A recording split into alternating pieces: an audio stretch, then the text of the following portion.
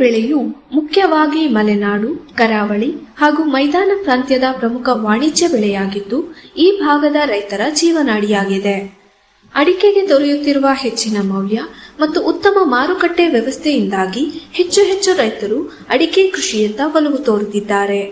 ಪ್ರಸ್ತುತ ಭಾರತದಲ್ಲಿ 9.38 ಲಕ್ಷ ಹೆಕ್ಟೇರ್ ಪ್ರದೇಶದಿಂದ 13.69 ಲಕ್ಷ ಟನ್ ಅಡಿಕೆ ಉತ್ಪಾದನೆಯಾಗುತ್ತಿದ್ದು, ಭಾರತದಲ್ಲಿ ಅತಿ ಹೆಚ್ಚು ಅಡಿಕೆಯನ್ನು ನಮ್ಮ ಕರ್ನಾಟಕದಲ್ಲಿ ಬೆಳೆಯಲಾಗುತ್ತಿದ್ದು, ನಂತರದ ಸ್ಥಾನದಲ್ಲಿ ಕೇರಳ ಮತ್ತು ಅಸ್ಸಾಂ ರಾಜ್ಯಗಳಿವೆ.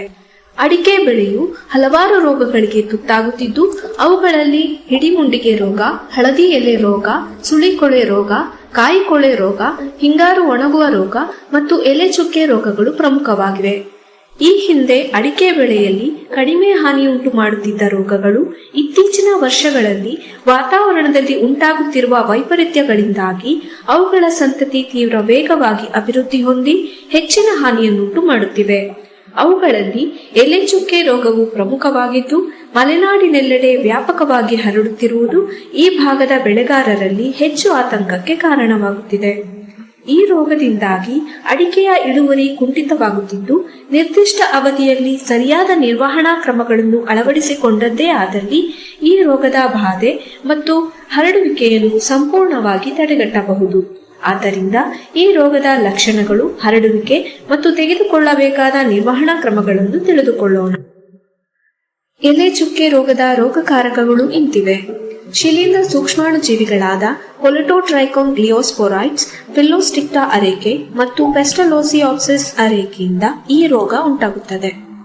ರೋಗದ ಲಕ್ಷಣಗಳು: ಕೊಲೆಟೋಟ್ರೈಕೋಮ್ ಶಿಲೀಂಧ್ರವು ಸೋಗೆಗಳ ಗರಿಗಳ ಮೇಲೆ ಹಳದಿ ಮತ್ತು ಕಪ್ಪು ಬಣ್ಣದ ಚಿಕ್ಕ ಗಾತ್ರದ ಚುಕ್ಕೆಗಳನ್ನು ಉಂಟುಮಾಡುತ್ತದೆ ಹಾಗೂ ಗರಿಗಳು ತುದಿಯಿಂದ ಒಣಗಲು ಪ್ರಾರಂಭಿಸುತ್ತವೆ. ಫಿಲ್ಲೋಸ್ಟಿಕ್ಟಾ ಶಿಲೀಂಧ್ರವು ಮರಗಳ ಸೋಗೆಗಳ ಮೇಲ್ಭಾಗದಲ್ಲಿ ದೊಡ್ಡ ಗಾತ್ರದ ಬೂದಿ ಮಿಶ್ರಿತ ಬಿಳಿ ಬಣ್ಣದ ಚುಕ್ಕೆಗಳು ಕಂಡುಬಂದು ಅವುಗಳ ಅಂಚು ಕಂದು ಮತ್ತು ಕಪ್ಪು ಬಣ್ಣದ ಚುಕ್ಕೆಗಳ ರೂಪದಲ್ಲಿ ಕಾಣಿಸುತ್ತವೆ. ಪೆಸ್ಟಲೋಷಿಯಾ ಬಾಧಿತ ಗರಿಗಳ ಮೇಲೆ ನಸು ಹಳದಿ ಬಣ್ಣದ ಚುಕ್ಕೆಗಳು ಕಾಣಿಸುತ್ತವೆ. ಈ ಚುಕ್ಕೆಗಳು ಕೆಳಗಿನ ಎಲೆಗಳಿಂದ ಪ್ರಾರಂಭವಾಗಿ ಶೀಘ್ರವಾಗಿ ಒಂದಕ್ಕೊಂದು ಕೂಡಿಕೊಂಡು ಪೂರ್ತಿ ಹೆಡೆಗಳನ್ನು ಆವರಿಸುತ್ತವೆ. ರೋಗ ಉಲ್ಬಣಗೊಂಡಾಗ ಹೆಡೆಗಳು ಒಣಗಲಾರಂಭಿಸುತ್ತವೆ. ಇಂತಹ ಒಣಗಿದ ಎಲ್ಲಾ ಹೆಡೆಗಳು ಕಾಂಡಕ್ಕೆ ಜೋತು ಬಿದ್ದು ಮರ ಶಕ್ತಿ ಕಳೆದುಕೊಂಡು ಇಳುವರಿ ಕುಂಠಿತಗೊಳ್ಳುತ್ತದೆ. ಈ ರೋಗಕ್ಕೆ ಪೂರಕವಾದ ಅಂಶಗಳೆಂದರೆ ಶಿಲೀಂಧ್ರವು ರೋಗಗ್ರಸ್ತ ಗರಿಗಳಲ್ಲಿ ವಾಸಿಸುತ್ತದೆ. ಮಳೆ ಹನಿಗಳ ಚಿಮ್ಮುವಿಕೆಯಿಂದ ಶಿಲೀಂಧ್ರದ ಕಣಗಳು ಗಾಳಿಯಲ್ಲಿ ಸೇರಿ ಹೊಸ ಗರಿಗಳನ್ನು ತಲುಪುತ್ತವೆ. ಹಾಗೆಯೇ ತೇವಭರಿತ ಬಿಸಿಲಿನ ವಾತಾವರಣ, ಕಡಿಮೆ ಉಷ್ಣಾಂಶ ಮತ್ತು ಹೆಚ್ಚಿನ ಆರ್ದ್ರತೆ ಈ ರೋಗದ ತೀವ್ರತೆ ಮತ್ತು ಹರಡುವಿಕೆಗೆ ಪೂರಕವಾದ ಅಂಶಗಳಾಗಿರುತ್ತವೆ. ರೋಗವು ವರ್ಷಪೂರ್ತಿ ಕಂಡುಬಂದರೂ ಸಹ ಮಾರ್ಚ್ನಿಂದ ಸೆಪ್ಟೆಂಬರ್ ತಿಂಗಳವರೆಗೆ ಹೆಚ್ಚಾಗಿ ಬಾಧೆಯನ್ನು ಉಂಟುಮಾಡುತ್ತದೆ. ರೋಗದ ನಿರ್ವಹಣೆ: ರೋಗ ಬಾಧಿತ ಒಣಗಿದ ಗರಿಗಳನ್ನು ಕತ್ತರಿಸಿ ತೆಗೆದು ನಾಶಪಡಿಸುವುದರಿಂದ ರೋಗಾಣುವಿನ ಹರಡುವಿಕೆಯನ್ನು ಪರಿಣಾಮಕಾರಿಯಾಗಿ ತಡೆಯಬಹುದು. ಮರಗಳ ಉತ್ತಮ ಬೆಳವಣಿಗೆಗೆ ಕೊಟ್ಟಿಗೆ ಗೊಬ್ಬರದ ಜೊತೆಗೆ ಶಿಫಾರಿತ ಪೋಷಕಾಂಶಗಳನ್ನು ಮಣ್ಣು ಪರೀಕ್ಷೆಯ ಆಧಾರದ ಮೇಲೆ ಗಿಡಗಳಿಗೆ ಒದಗಿಸಬೇಕು. ಜೈವಿಕ ಶಿಲೀಂಧ್ರ ಮತ್ತು ದುಂಡಾಣು ನಾಶಕಗಳಾದ ಟ್ರೈಕೋಡರ್ಮಾ ಹಾರ್ಜಿಯಾನಮ್, ಸೂಡೋಮೋನಾಸ್ ಫ್ಲೋರೆಸೆನ್ಸ್ ಮತ್ತು ಬ್ಯಾಸಿಲಸ್ ವ್ಯಾಲೆಂಜೆನೆಸಿಸ್ ಅಥವಾ ಬ್ಯಾಸಿಲಸ್ ಸಬ್ಸ್ಟಿಲಿಸ್ ಸೂಕ್ಷ್ಮಜೀವಿಗಳನ್ನು ಕೊಟ್ಟಿಗೆ ಗೊಬ್ಬರ ಅಥವಾ ಎರೆಹುಳು ಗೊಬ್ಬರ ಅಥವಾ ಬೇವಿನ ಹಿಂಡಿಯ ಜೊತೆಗೆ ಬೆರೆಸಿ ಮರಗಳಿಗೆ ನೀಡಬೇಕು. ಮೇ ತಿಂಗಳ ಕೊನೆಯ ಅಥವಾ ಜೂನ್ ತಿಂಗಳ ಮೊದಲ ವಾರದಲ್ಲಿ 1% ಬೋರ್ಡೋ ದ್ರಾವಣವನ್ನು 1 ಮಿಲಿ ಅಂಟು ದ್ರಾವಣದ ಜೊತೆ ಬೆರೆಸಿ ಎಲ್ಲಾ ಹಿಂಗಾರ ಮತ್ತು ಸೋಗೆಗಳಿಗೆ ಸಿಂಪಡಿಸಬೇಕು.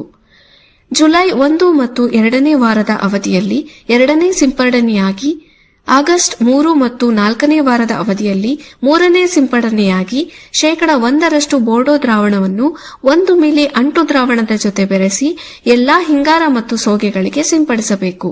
ಬೋರ್ಡೋ ದ್ರಾವಣದ 3 ಸಿಂಪಡಣೆಯ ನಂತರ ಶಿಲೀಂಧ್ರ ನಾಶಕಗಳಾದ ಪ್ರಾಪಿಕೋನಜೋಲ್ 1 ಮಿಲಿ ಪ್ರತಿ ಲೀಟರ್ ಅನ್ನು ಸೆಪ್ಟೆಂಬರ್-ಅಕ್ಟೋಬರ್ ತಿಂಗಳಲ್ಲಿ ಮತ್ತು ಪ್ರಾಪಿನೆಬ್ 2 ಗ್ರಾಂ ಪ್ರತಿ ಲೀಟರ್ನಂತೆ ಅಕ್ಟೋಬರ್-ನವೆಂಬರ್ ತಿಂಗಳಲ್ಲಿ ಹಾಗೂ ಅವಶ್ಯಕತೆ ಇದ್ದಲ್ಲಿ ಟೆಬ್ಯುಕೋನಜಾಲ್ 1 ಮಿಲಿ ಪ್ರತಿ ಲೀಟರ್ನಂತೆ ಡಿಸೆಂಬರ್-ಜನವರಿ ತಿಂಗಳಲ್ಲಿ 1 ಮಿಲಿ ಅಂಟಿನ ಜೊತೆ ಬೆರೆಸಿ ಸಿಂಪಡಣೆ ಮಾಡಿದಲ್ಲಿ ಎಲೆ ಚುಕ್ಕೆ ರೋಗದ ನಿರ್ವಹಣೆ ಮಾಡಬಹುದು.